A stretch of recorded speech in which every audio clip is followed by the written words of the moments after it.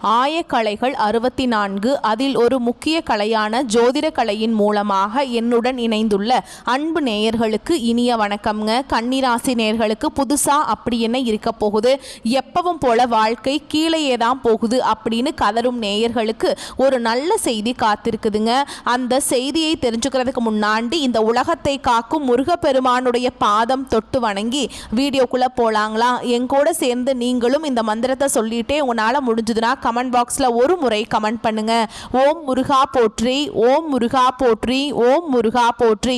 பழனி ஆண்டவா, செந்தூர் வேலவா, சீரும் போர் தளபதியே, சேவல் கொடி ராஜாவே, நீதான் இந்த அப்பாவி மக்களை கஷ்டங்களிலிருந்து காப்பாற்றி காலம் முழுக்க கூடவே இருக்கணும். இவங்களுக்காக தான் நான் தினமும் உங்ககிட்ட வேண்டிக்கிறேன். இவங்களுக்கு ஒண்ணுனா நீதான் ஐயா பொறுப்பு. அப்படியே நான் சொல்லும் ஜோதிடமும் பழிக்க நீதான் ஐயா அருள் புரியணும். தினமும் உங்களுக்கு கிரகநிலை மாற்றத்தால் வரக்கூடிய சுப பலன்களை அறிய கட்டாயம் சப்ஸ்கிரைப் பண்ணி பெல் பட்டன் அப்புறம் ஆல் ஆப்ஷன் இருக்கும், அதையும் கொடுத்து வைங்க. ஒவ்வொரு பதிவும் உங்களைய வெற்றியடைய வைக்க வேண்டும் அப்படிங்கிற எண்ணத்துல தாங்க போட்டுட்டு இருக்கோம். கன்னிராசிக்காரங்க நல்லது கெட்டதை முழுசா தெரிஞ்சவங்க, புதன் பகவானை ராசி அதிபதியாக கொண்டவங்க, எல்லா இடங்கள்லையும் நேர்மையையும் உண்மையை மட்டுமே நம்பக்கூடியவங்க. உங்களுக்கு சொந்தமோ பந்தமோ அது தப்புனா அது தப்பு தான், வெட்டு ஒன்று துண்டு ரெண்டுன்னு பேசக்கூடியவங்க. உங்களை ஒருத்தர் பஞ்சாயத்து கூட்டிகிட்டு போகிறார் அப்படின்னா நீங்கள் கூட்டிகிட்டு போகிறவர் பக்கமெல்லாம் சப்போர்ட் பண்ண மாட்டீங்க. எந்த தரப்பில் நியாயம் இருக்குதோ அங்கே தான் நீங்கள் சப்போர்ட் பண்ணுவீங்க. உண்மை நியாயத்துக்கு மட்டுமே என்னைக்குமே கை கொடுப்பீங்க. உண்மைக்கு புறம்பா எந்த ஒரு விஷயத்தையுமே செய்ய மாட்டீங்க. இதனால தான் கன்னிராசிக்காரங்களுக்கு நிறைய கஷ்டங்களும் துன்பங்களும் அதிகமாகவே ஏற்பட்டு இருக்கு. புதுமையான சிந்தனைகளுக்கு சொந்தக்காரங்க, பூ போல மனசு, கோபத்தை மறைச்சிட்டு சிரிப்பை மட்டும் காட்டக்கூடியவங்க, எடுத்த காரியத்தை எப்படியாவது முடிச்சிடணும் அப்படிங்கிறதுக்காக கஷ்டப்பட்டு போராடக்கூடியவங்க, தங்களுடைய கஷ்டத்தையும் கண்ணீரையும் கடுகளவு கூட மற்றவங்களுக்கு தெரியாம பார்த்துப்பாங்க.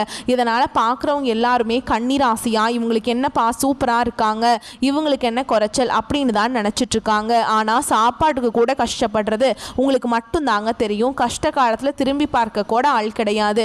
ஏதோ தட்டு தடுமாறி எந்திரிச்சு நிற்கிறப்போ உங்களை குறை சொல்கிறதுக்குனே நிறைய பேர் தேடி வருவாங்க. உங்கள் சொந்தக்காரங்க நண்பர்களுக்கு ஒரு தேவை இருக்குதுன்னா மட்டும்தான் உங்ககிட்ட வருவாங்க. அந்த தேவை முடிஞ்ச உடனே உங்களை தூக்கி போட்டுட்டு போயிடுவாங்க. மறுபடியும் அவங்க வந்து உங்ககிட்ட உதவின்னு கேட்பாங்க. அவங்க உங்களுக்கு முன்னாடி பண்ண துரோகத்தை எல்லாமே மறந்துட்டு மீண்டும் அவங்களுக்காக உதவி செஞ்சு ஏமாறக்கூடியவங்க தான் நீங்கள். கடந்த காலகட்டங்களில் தங்களுடைய வாழ்க்கையில் நீங்கள் நல்லது நடக்க போகுதுன்னு நினச்சிட்டு இருந்திருப்பீங்க. ஆனால் உங்களுக்கு அந்த டைமில் ஒரு மிகப்பெரிய ஏமாற்றம் தான். புதுசாக ஒரு சில பிரச்சனைகளும் கஷ்டங்களும் தானாகவே உங்களை தேடி வந்திருக்கும். கன்னிராசிக்காரங்க சொந்த பந்தத்தை இழந்தாங்க, சொத்துக்களை இழந்தாங்க, தங்களுக்கு நெருக்கமாக இருக்கக்கூடிய உறவுகளையுமே இழந்தாங்க. கடைசியாக நான் மட்டும்தான் எல்லாத்தையுமே இழந்துட்டு நிற்கிறதா இருக்குது, எனக்கு உயிர் வாழவே பிடிக்கலன்னு சொல்லிட்டு இருக்காங்க. இதுக்கு மேலே என்னால் வாழவே முடியல சாமி, தயவு செஞ்சு என்னை வந்து உன் கூடையே கூட்டிகிட்டு போயிரு. நான் இவ்வளவு கஷ்டப்பட்டதுக்கு அப்புறம் எனக்கு வாழ்க்கையில் வாழணுங்கிற எண்ணம் சுத்தமாகவே போயிருச்சு. உங்கள் மனசில் கவலையும் துன்பமும் தான் அதிகமாகவே இருக்குதுங்க. நீங்கள் செய்யக்கூடிய ஒவ்வொரு விஷயத்தையுமே தடுப்பதற்கும் உங்களை அவமானப்படுத்துவதற்கும் இங்கே நிறைய நபர்கள் வந்து முயற்சி பண்ணிட்டு இருக்காங்க. இது எல்லாமே தெரிஞ்சுமே கூட நீங்கள் என்னமோ பண்ணுங்க எனக்கு என்ன வந்துச்சு அப்படின்னு தன்னுடைய வேலையில் மட்டும் என்றைக்குமே குறிக்கோளாக இருக்கவங்க தான் நீங்கள்.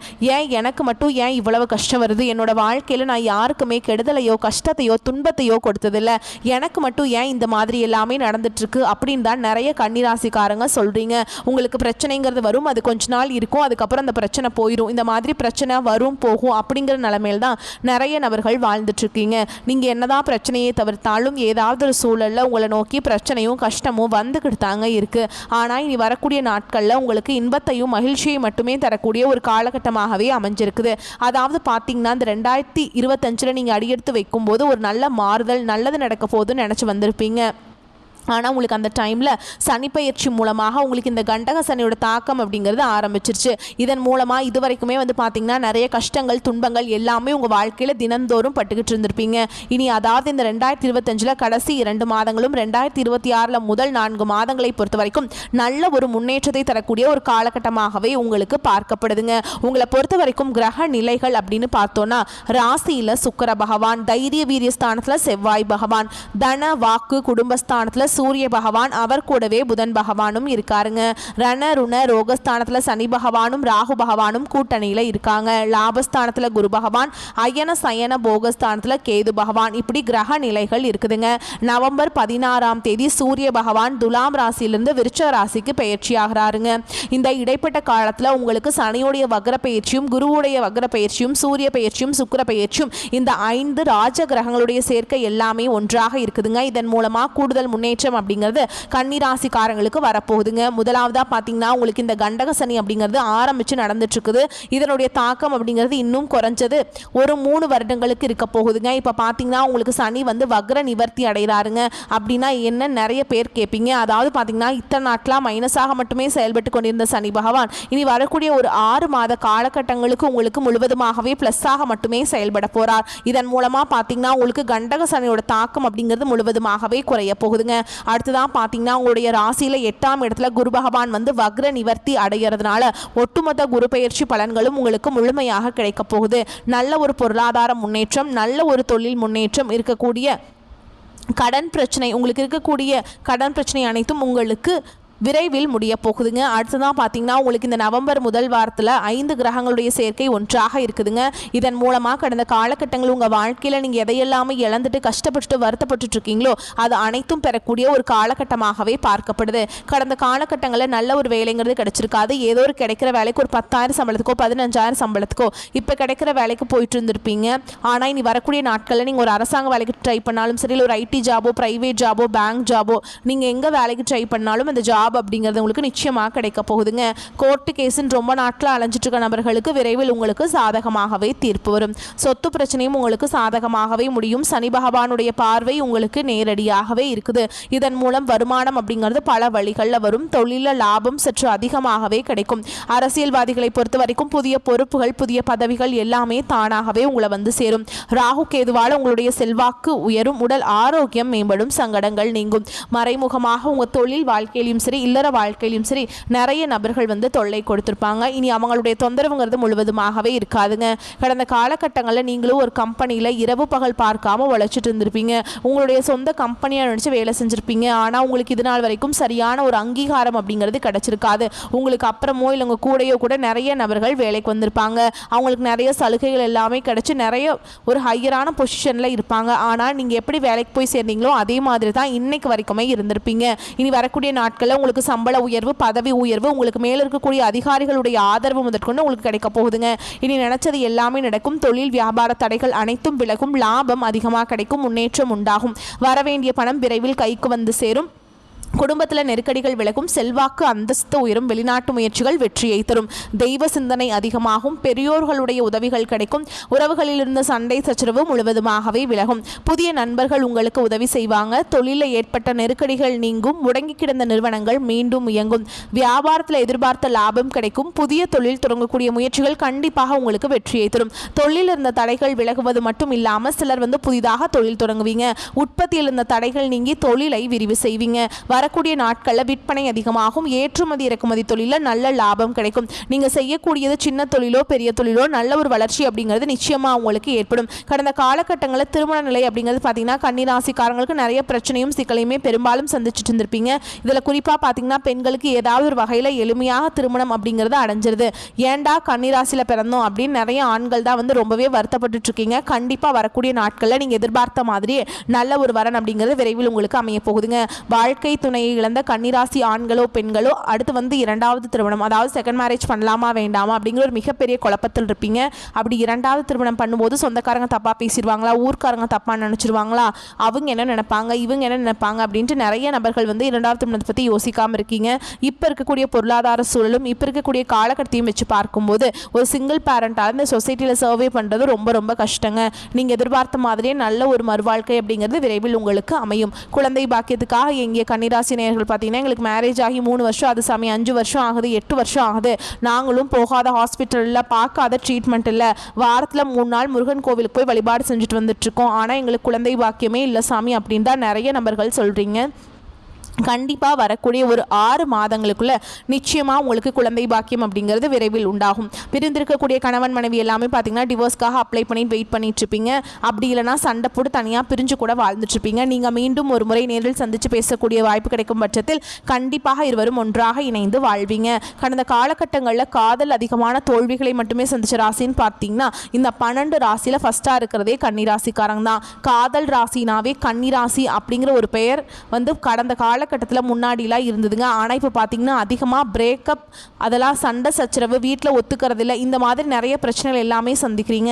இனி வரக்கூடிய நாட்களில் உங்களுடைய காதலை வெளிப்படுத்தும் போது அந்த காதல் கண்டிப்பாக கைகூடும். வீட்டில் போய் சொல்லும்போது பெற்றோர்களை உங்களுக்கு முன்னாடி நின்று திருமணம் செய்து வைக்கக்கூடிய வாய்ப்புகள் அதிகமாகவே உள்ளது. இனி வரக்கூடிய நாட்களில் கடினமான காரியத்தையுமே சுலபமாக செஞ்சு முடிச்சிருவீங்க. உங்கள் எளிமையான பேச்சு திறமையால் நீங்கள் அனைவரையுமே கவர்ந்தெழுப்பீங்க. சமூகத்தில் உங்கள் பெயருக்கும் புகழுக்கும் படிப்படியாக முன்னேற்றம் வரப்போகுது. சிலருக்கு படிப்பதற்காகவும் வேலை விஷயமாகவும் தொழில் விஷயமாகவும் வெளியூர் வெளிநாடு போகக்கூடிய வாய்ப்புகள் எல்லாமே கிடைக்க போகுது. உங்கள் குடும்பத்தில் கடந்த காலகட்டங்களில் எந்த ஒரு சுப நிகழ்ச்சியுமே நடந்திருக்காது. இதை நினச்சி வீட்டில் இருக்கக்கூடிய பெரியவங்க எல்லாமே ரொம்பவே வருத்தப்பட்டு இருந்திருப்பாங்க. நம்ம குடும்பத்தில் ஒரு ஃபங்க்ஷனுமே வைக்க முடியலையே, சொந்தக்காரங்க வீட்டில் எல்லார் வீட்லேயுமே ஃபங்க்ஷன்ஸ் நடக்குது அப்படின்னு நிறைய பேர் ஃபீல் பண்ணிட்டு இருப்பீங்க. இனி வரக்கூடிய நாட்களில் உங்கள் குடும்பத்தில் திருமணம், சீமந்தம், புதிதாக வீடு கட்ட ஆரம்பிப்பீங்க. கிரகப்பிரவேசம் போன்ற சுப நிகழ்ச்சிகள் எல்லாமே நடக்க போகுது. கன்னிராசியை பொறுத்த வரைக்கும் நீங்கள் ஆண்களோ பெண்களோ அரசு வேலையோ தனியார் வேலையோ கூலி வேலையோ நீங்கள் எதிர்பாராத வருமானம் அப்படிங்கிறது உங்களுக்கு இரட்டிப்பு மடங்காக கிடைக்க போகுது.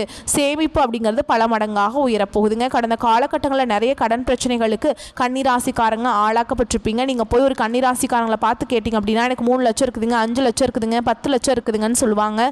கடன் இல்லாத கன்னிராசிக்காரங்களை நீங்கள் பார்க்குறது ரொம்ப ரொம்ப கஷ்டங்க. கடந்த காலகட்டம் அப்படிங்கிறது மிகவும் மோசமான ஒரு காலகட்டமாகவே கன்னிராசிக்கு பார்க்கப்பட்டது. இனி வரக்கூடிய நாட்களுக்குள்ள ஒரு பைசா கடன் இல்லாமல் அனைத்து விதமான கடனையுமே இந்த 6 மாதத்துக்குள்ளே நீங்கள் விரைவில் கட்டி முடிக்க போகிறீங்க. இனி உங்களுடைய வளர்ச்சி அப்படிங்கிறது யாருமே எதிர்பார்க்காத அளவுக்கு ஒரு மிகப்பெரிய ஒரு அசுர வளர்ச்சியாக இருக்க போகுது. உங்களுடைய நண்பர்கள், சொந்தக்காரங்க, குடும்ப உறவுகளே உங்களுக்கு எதிரிகளாகவும் துரோகிகளாகவும் மாறக்கூடிய வாய்ப்புகள் அதிகமாகவே உள்ளது. முடிஞ்ச அளவுக்கு தவறான உறவு, தவறான பழக்க வழக்கங்கள் இருக்கும் பட்சத்தில் அவர்களிடமிருந்து உடனடியாக சிறிது நாட்கள் விலகி இருப்பது கன்னிராசிக்காரங்களுக்கு ரொம்ப ரொம்ப நல்லதுங்க. இந்த காலகட்டத்தில் பார்த்தீங்கன்னா உங்களை தேடி புதிதாக ஒரு நபர் ஒருத்தர் வரப்போறாருங்க. அந்த நபர் பார்த்தீங்கன்னா உங்களுடைய காதலியாக இருக்கலாம், இல்லை வருங்கால மனைவியாக இருக்கலாம், புதியதாக ஒரு நண்பராக இருக்கலாம், இல்லை புதியதாக ஒரு உறவினராக கூட இருக்கலாம். இவர்கள் மூலமாக ஒரு தடுமாற்றத்தோடு இந்த கன்னிராசிக்காரங்களுக்கு இவர்கள் ஒரு பக்க பலமாக உங்களுக்கு விரைவில் வரப்போறாங்க.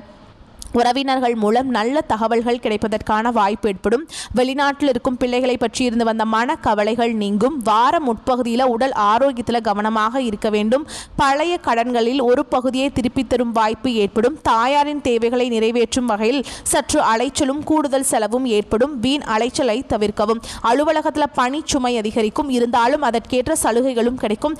அதிகாரிகள் கண்டிப்பாக பேசும் அதே நேரத்தில் கனிவாகவும் நடந்து கொள்வாங்க. அதனால பொறுமை காக்கவும். வியாபாரத்தில் முக்கிய முடிவுகள் எதையும் இப்பொழுது எடுக்க வேண்டாம். அவசியம் முடிவெடுக்க வேண்டிய நிலை ஏற்பட்டால் தகுந்தவரிடம் ஆலோசனை கேட்டு முடிவெடுப்பது சிறந்ததுங்க. குடும்பத்தை நிர்வகிக்கும் பெண்களுக்கு சந்தோஷமும் நிம்மதியும் தரும் காலகட்டம்.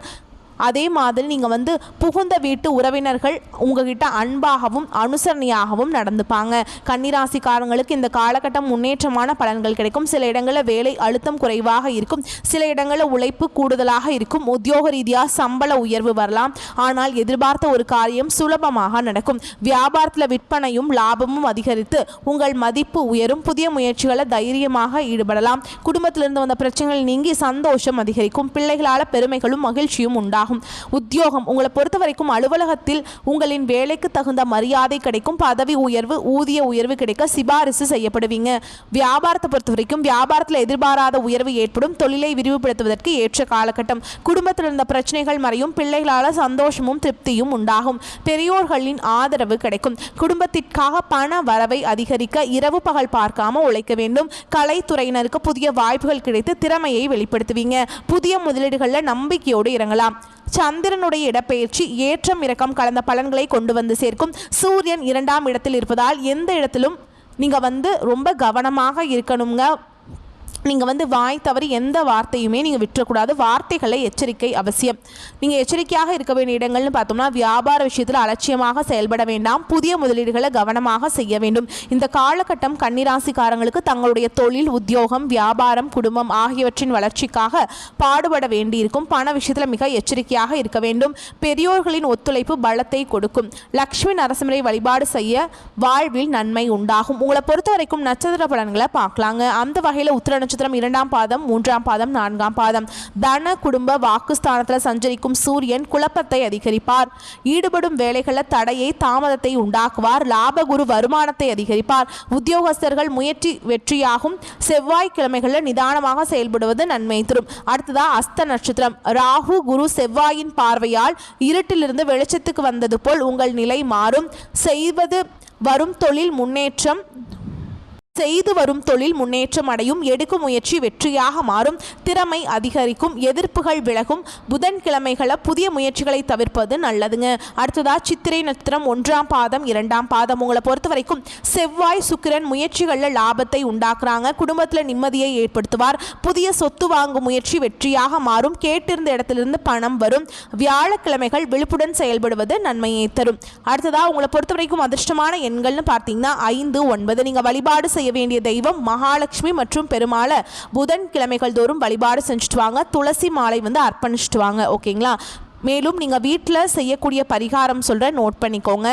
நீங்கள் வந்து நான் சொல்கிற மந்திரத்தை தினமும் 27 முறை சொல்கிறது உங்களுக்கு நன்மையை ஏற்படுத்தும். தினமும் காலையில் குளிச்சு முடிச்சுட்டு வீட்டு பூஜை அறையில் தீபம் ஏற்றி நான் சொல்கிற மந்திரத்தை சொல்லுங்கள். கல்வியிலே உலகமெல்லாம் உயர்ந்து நிற்க, தொல்புவியியல் தோன்றுகின்ற உயிர்க்கெல்லாம் பல்கலைகள் தருகின்ற மதிமகனே, வெல்வதற்கு அருள் செய்வாய் போற்றி போற்றி. இந்த மந்திரத்தை தினமுமே சொல்லிட்டு அன்றாட வேலைகளை தொடங்கி பாருங்க. நன்மைகளை கொண்டு முடியும். வரக்கூடிய வாய்ப்புகளை மட்டும் கரெக்டாக பயன்படுத்திக்கோங்க. இந்த வீடியோ பதிவு உங்களுக்கு பிடிச்சிருந்ததுன்னா வீடியோக்கு ஒரு லைக் பண்ணுங்கள். நம்ம சேனலை சப்ஸ்கிரைப் பண்ணிக்கோங்க. மேலும் பிடிச்சிருந்தா ஃப்ரெண்ட்ஸ் அண்ட் ஃபேமிலிக்கு ஷேர் பண்ணுங்கள். வாழ்த்துக்கள். வாழ்க வளமோடு நலமோடு. நன்றி, வணக்கம்.